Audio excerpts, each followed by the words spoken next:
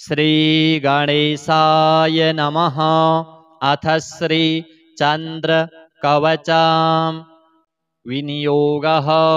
अस्य श्रीचन्द्रकवचस्तोत्रमन्त्रस्य गौतमऋषिः अनुष्टुप् छन्दः।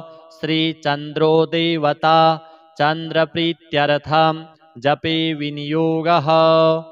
समं चतुर्भुजं वन्दे केयूरमुकुटोज्ज्वलं वासुदेवस्य नयनं शङ्करस्य च भूषणम् एवं ध्यात्वा जपे नित्यं शशिनः कवचं शुभं।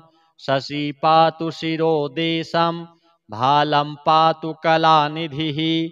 चक्षुषी चन्द्रमः पातु श्रुति पातु निशापतिः। प्राणं क्षपाकरः पातु मुखं कुमुदबान्धवः। पातु कण्ठं च मे सोमः स्कन्धे जैवात्रिकस्तथा। करौ सुधाकरः पातु वक्षः पातु निशाकरः। हृदयं पातु मे चन्द्रो नाभिं शङ्करभूषणः।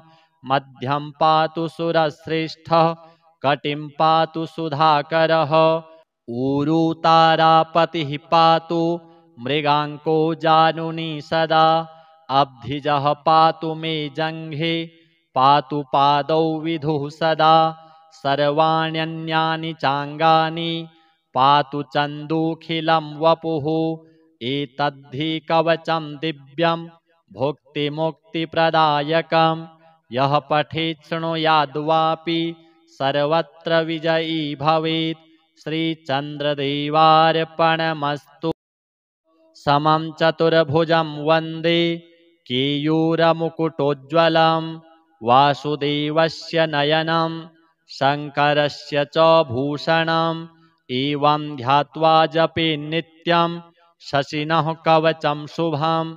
शशि पातु शिरोदेशं भालं पातु कलानिधिः। चक्षुषी चन्द्रमः पातु श्रुति पातु निशापतिः। प्राणं क्षपाकरः पातु मुखं कुमुदबान्धवः। पातु कण्ठं च मे सोमः स्कन्धे जैवात्रिकस्तथा। करौ सुधाकरः पातु वक्षः पातु निशाकरः। हृदयं पातु मे चन्द्रो नाभिं शङ्करभूषणः। मध्यं पातु सुरश्रेष्ठः कटिं पातु सुधाकरः। ऊरुतारापतिः पातु मृगाङ्को जानुनी सदा। अब्धिजः पातु मे जङ्घे पातु पादौ विधुः सदा। सर्वाण्यन्यानि चाङ्गानि पातु चन्दूखिलं वपुः। एतद्धि कवचं दिव्यं भुक्तिमुक्तिप्रदायकं। यः पठेत् शृणुयाद्वापि सर्वत्र विजयी भवेत्। श्रीचन्द्रदेवार्पणमस्तु।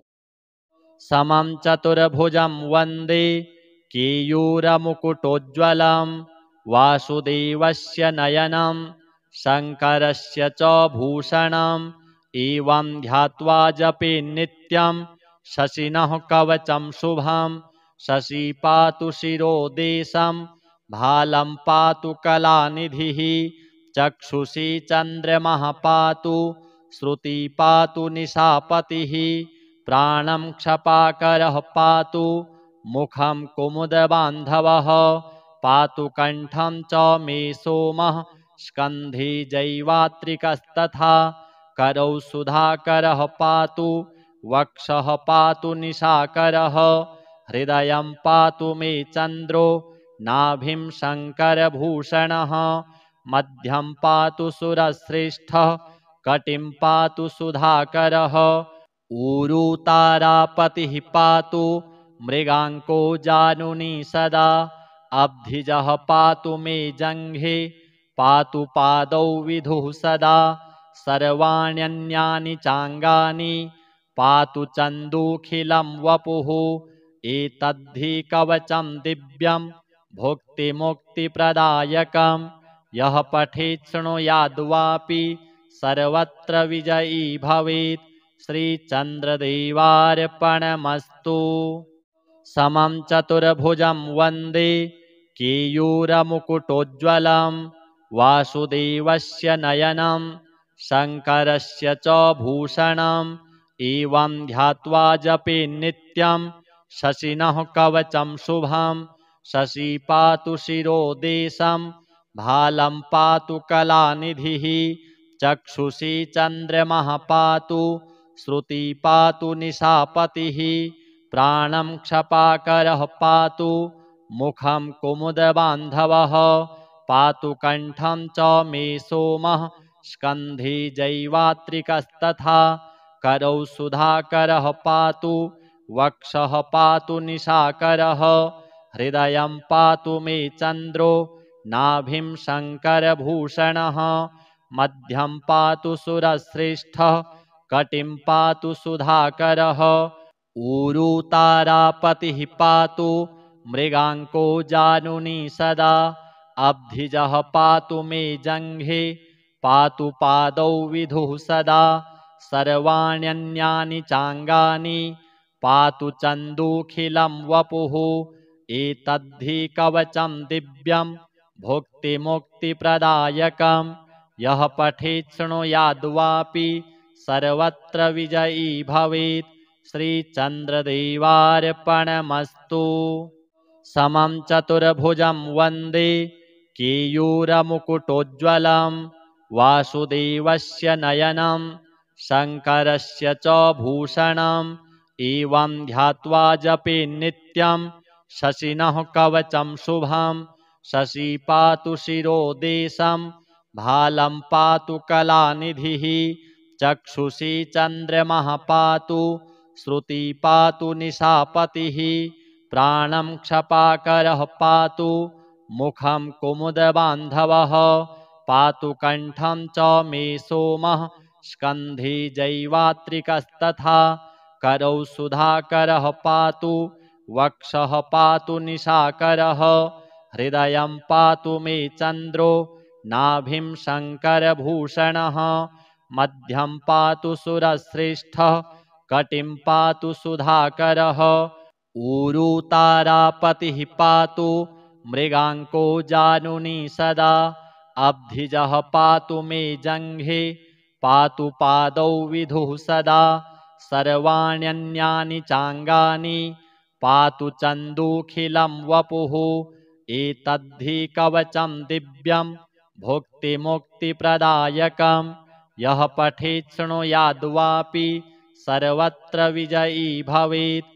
श्रीचन्द्रदेवार्पणमस्तु समं चतुर्भुजं वन्दे केयूरमुकुटोज्ज्वलं वासुदेवस्य नयनं शङ्करस्य च भूषणम् एवं ध्यात्वा जपे नित्यं शशिनः कवचं शुभं शशि पातु शिरोदेशं भालं पातु कलानिधिः चक्षुषी चन्द्रमः पातु श्रुति पातु निशापतिः प्राणं क्षपाकरः पातु मुखं कुमुदबान्धवः पातु कण्ठं च मे सोमः स्कन्धे जैवात्रिकस्तथा करौ सुधाकरः पातु वक्षः पातु निशाकरः हृदयं पातु मे चन्द्रो नाभिं शङ्करभूषणः मध्यं पातु सुरश्रेष्ठः कटिं पातु सुधाकरः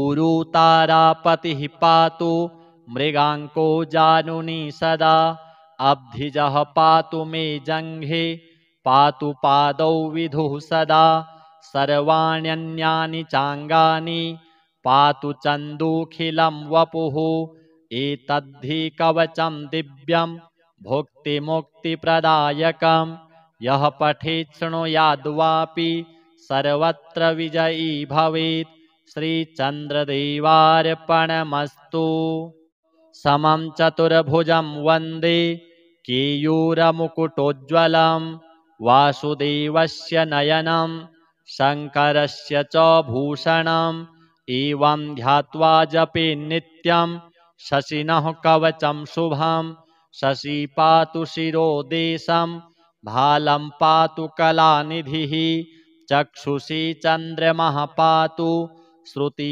पातु निशापतिः प्राणं क्षपाकरः पातु मुखं कुमुदबान्धवः पातु कण्ठं च मे सोमः स्कन्धे जैवात्रिकस्तथा करौ सुधाकरः पातु वक्षः पातु निशाकरः हृदयं पातु मे चन्द्रो नाभिं शङ्करभूषणः मध्यं पातु सुरश्रेष्ठः कटिं पातु सुधाकरः ऊरू तारापतिः पातु मृगाङ्को जानुनी सदा अब्धिजः पातु मे जङ्घे पातु पादौ विधुः सदा सर्वाण्यन्यानि चाङ्गानि पातु चन्दूखिलं वपुः एतद्धि कवचं दिव्यं भुक्तिमुक्तिप्रदायकं यः पठेत् शृणुयाद्वापि सर्वत्र विजयी भवेत् श्रीचन्द्रदेवार्पणमस्तु समं चतुर्भुजं वन्दे केयूरमुकुटोज्ज्वलं वासुदेवस्य नयनं शङ्करस्य च भूषणम् एवं ध्यात्वा जपे नित्यं शशिनः कवचं शुभं शशि पातु शिरोदेशं भालं पातु कलानिधिः चक्षुषी चन्द्रमः पातु श्रुति पातु निशापतिः प्राणं क्षपाकरः पातु मुखं कुमुदबान्धवः पातु कण्ठं च मे सोमः स्कन्धे जैवात्रिकस्तथा करौ सुधाकरः पातु वक्षः पातु निशाकरः हृदयं पातु मे चन्द्रो नाभिं शङ्करभूषणः मध्यं पातु सुरश्रेष्ठः कटिं पातु सुधाकरः ऊरू तारापतिः पातु मृगाङ्को जानुनी सदा अब्धिजः पातु मे जङ्घे पातु पादौ विधुः सदा सर्वाण्यन्यानि चाङ्गानि पातु चन्दूखिलं वपुः एतद्धि कवचं दिव्यं भुक्तिमुक्तिप्रदायकं यः पठेत् शृणुयाद्वापि सर्वत्र विजयी भवेत् श्रीचन्द्रदेवार्पणमस्तु समं चतुर्भुजं वन्दे केयूरमुकुटोज्ज्वलं वासुदेवस्य नयनं शङ्करस्य च भूषणम् एवं ध्यात्वा जपे नित्यं शशिनः कवचं शुभं शशि पातु शिरोदेशं भालं पातु कलानिधिः चक्षुषी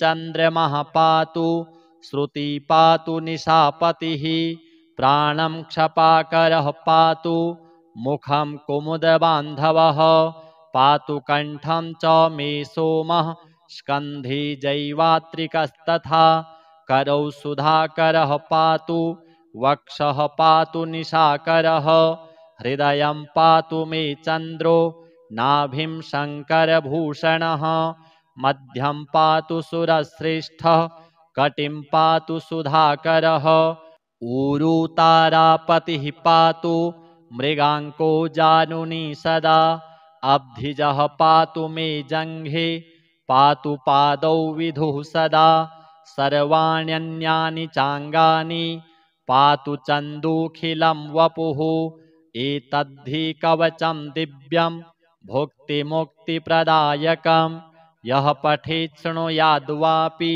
सर्वत्र विजयी भवेत् श्रीचन्द्रदेवार्पणमस्तु समं चतुर्भुजं वन्दे केयूरमुकुटोज्ज्वलं वासुदेवस्य नयनं शङ्करस्य च भूषणम् एवं ध्यात्वा जपे नित्यं शशिनः कवचं शुभं शशि पातु शिरोदेशं भालं पातु कलानिधिः चक्षुषी चन्द्रमः पातु श्रुति पातु निशापतिः प्राणं क्षपाकरः पातु मुखं कुमुदबान्धवः पातु कण्ठं च मे सोमः स्कन्धे जैवात्रिकस्तथा करौ सुधाकरः पातु वक्षः पातु निशाकरः हृदयं पातु मे चन्द्रो नाभिं शङ्करभूषणः मध्यं पातु सुरश्रेष्ठः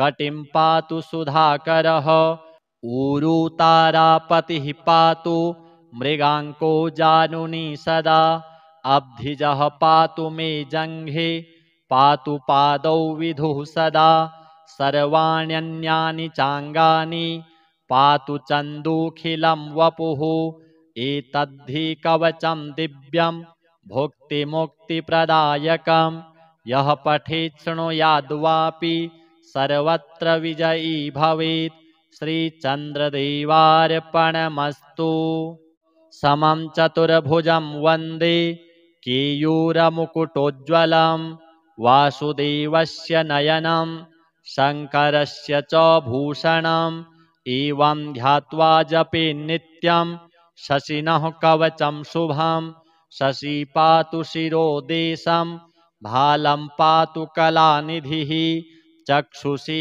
चन्द्रमः पातु श्रुति पातु निशापतिः प्राणं क्षपाकरः पातु मुखं कुमुदबान्धवः पातु कण्ठं च मे सोमः स्कन्धे जैवात्रिकस्तथा करौ सुधाकरः पातु वक्षः पातु निशाकरः हृदयं पातु मे चन्द्रो नाभिं शङ्करभूषणः मध्यं पातु सुरश्रेष्ठः कटिं पातु सुधाकरः ऊरू तारापतिः पातु मृगाङ्को जानुनी सदा अब्धिजः पातु मे जङ्घे पातु पादौ विधुः सदा सर्वाण्यन्यानि चाङ्गानि पातु चन्दूखिलं वपुः एतद्धि कवचं दिव्यं भुक्तिमुक्तिप्रदायकं यः पठेत् शृणुयाद्वापि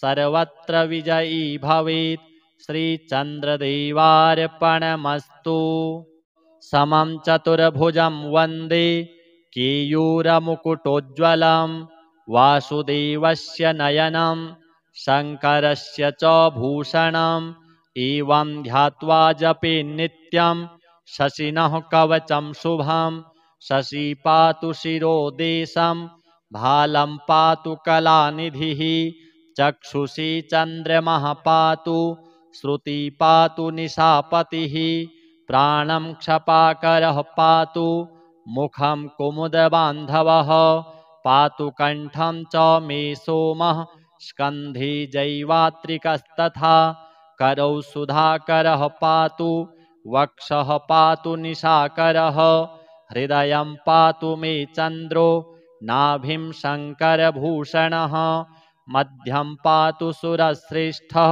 कटिं पातु सुधाकरः ऊरू तारापतिः पातु मृगाङ्को जानुनी सदा अब्धिजः पातु मे जङ्घे पातु पादौ विधुः सदा सर्वाण्यन्यानि चाङ्गानि पातु चन्दूखिलं वपुः एतद्धि कवचं दिव्यं भुक्तिमुक्तिप्रदायकं यः पठेत् शृणुयाद्वापि सर्वत्र विजयी भवेत् श्रीचन्द्रदेवार्पणमस्तु समं चतुर्भुजं वन्दे केयूरमुकुटोज्ज्वलं वासुदेवस्य नयनं शङ्करस्य च भूषणम् एवं ध्यात्वा जपे नित्यं शशिनः कवचं शुभं शशि पातु शिरोदेशं भालं पातु कलानिधिः चक्षुषी चन्द्रमः पातु श्रुति पातु निशापतिः प्राणं क्षपाकरः पातु मुखं कुमुदबान्धवः पातु कण्ठं च मे सोमः स्कन्धे जैवात्रिकस्तथा करौ सुधाकरः पातु वक्षः पातु निशाकरः हृदयं पातु मे चन्द्रो नाभिं शङ्करभूषणः मध्यं पातु सुरश्रेष्ठः कटिं पातु सुधाकरः ऊरू तारापतिः पातु मृगाङ्को जानुनी सदा अब्धिजः पातु मे जङ्घे पातु पादौ विधुः सदा सर्वाण्यन्यानि चाङ्गानि पातु चन्दूखिलं वपुः एतद्धि कवचं दिव्यं भुक्तिमुक्तिप्रदायकं यः पठेत् शृणुयाद्वापि सर्वत्र विजयी भवेत्। श्रीचन्द्रदेवार्पणमस्तु। समं चतुर्भुजं वन्दे केयूरमुकुटोज्ज्वलं वासुदेवस्य नयनं शङ्करस्य च भूषणम् एवं ध्यात्वा जपेन्नित्यं शशिनः कवचं शुभं शशि पातु शिरोदेशं भालं पातु कलानिधिः चक्षुषी चन्द्रमः पातु श्रुति पातु निशापतिः प्राणं क्षपाकरः पातु मुखं कुमुदबान्धवः पातु कण्ठं च मे सोमः स्कन्धे जैवात्रिकस्तथा करौ सुधाकरः पातु वक्षः पातु निशाकरः हृदयं पातु मे चन्द्रो नाभिं शङ्करभूषणः मध्यं पातु सुरश्रेष्ठः कटिं पातु सुधाकरः ऊरू तारापतिः पातु मृगाङ्को जानुनी सदा अब्धिजः पातु मे जङ्घे पातु पादौ विधुः सदा सर्वाण्यन्यानि चाङ्गानि पातु चन्दूखिलं वपुः एतद्धि कवचं दिव्यं भुक्तिमुक्तिप्रदायकं यः पठेत् शृणुयाद्वापि सर्वत्र विजयी भवेत्। श्रीचन्द्रदेवार्पणमस्तु।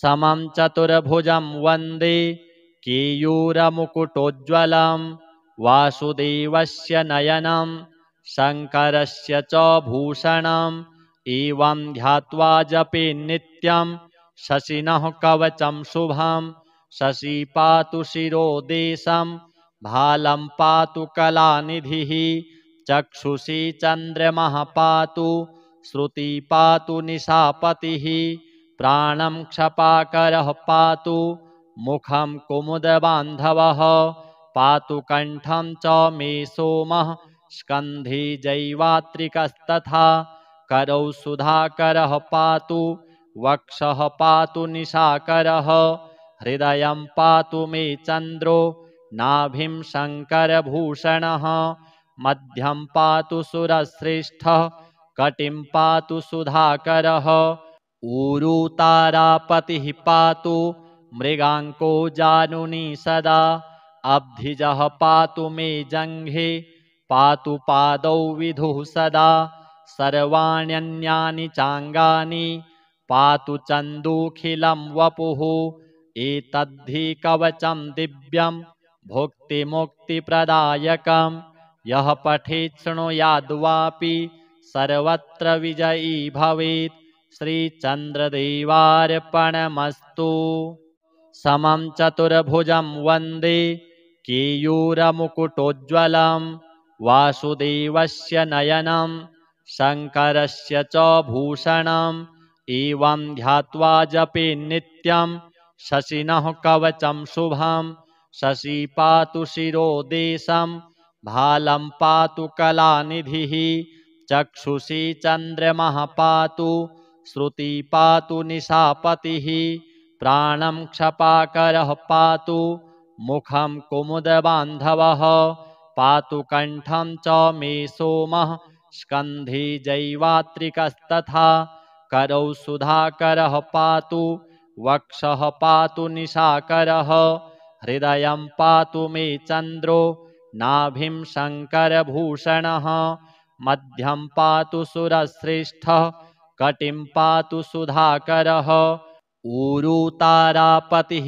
पातु मृगाङ्को जानुनी सदा अब्धिजः पातु मे जङ्घे पातु पादौ विधुः सदा सर्वाण्यन्यानि चाङ्गानि पातु चन्दूखिलं वपुः एतद्धि कवचं दिव्यं भुक्तिमुक्तिप्रदायकं यः पठेत् शृणुयाद्वापि सर्वत्र विजयी भवेत्। श्रीचन्द्रदेवार्पणमस्तु। समं चतुर्भुजं वन्दे केयूरमुकुटोज्ज्वलं वासुदेवस्य नयनं शङ्करस्य च भूषणम् एवं ध्यात्वा जपे नित्यं शशिनः कवचं शुभं शशि पातु शिरोदेशं भालं पातु कलानिधिः चक्षुषी चन्द्रमः पातु श्रुति पातु निशापतिः प्राणं क्षपाकरः पातु मुखं कुमुदबान्धवः पातु कण्ठं च मे सोमः स्कन्धे जैवात्रिकस्तथा करौ सुधाकरः पातु वक्षः पातु निशाकरः हृदयं पातु मे चन्द्रो नाभिं शङ्करभूषणः मध्यं पातु सुरश्रेष्ठः कटिं पातु सुधाकरः ऊरुतारापतिः पातु मृगाङ्को जानुनी सदा अब्धिजः पातु मे जङ्घे पातु पादौ विधुः सदा सर्वाण्यन्यानि चाङ्गानि पातु चन्दूखिलं वपुः एतद्धि कवचं दिव्यं भुक्तिमुक्तिप्रदायकं यः पठेत् शृणुयाद्वापि सर्वत्र विजयी भवेत् श्रीचन्द्रदेवार्पणमस्तु।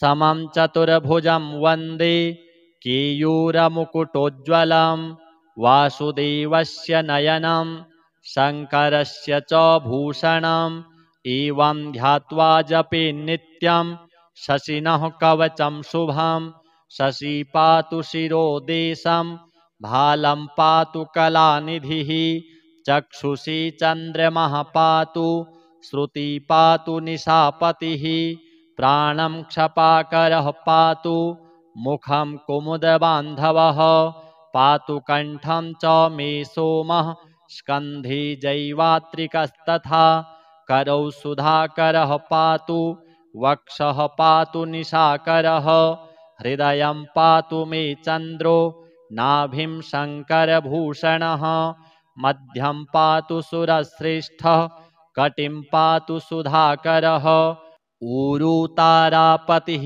पातु मृगाङ्को जानुनी सदा अब्धिजः पातु मे जङ्घे पातु पादौ विधुः सदा सर्वाण्यन्यानि चाङ्गानि पातु चन्दूखिलं वपुः एतद्धि कवचं दिव्यं भुक्तिमुक्तिप्रदायकं यः पठेत् शृणुयाद्वापि सर्वत्र विजयी भवेत् श्रीचन्द्रदेवार्पणमस्तु।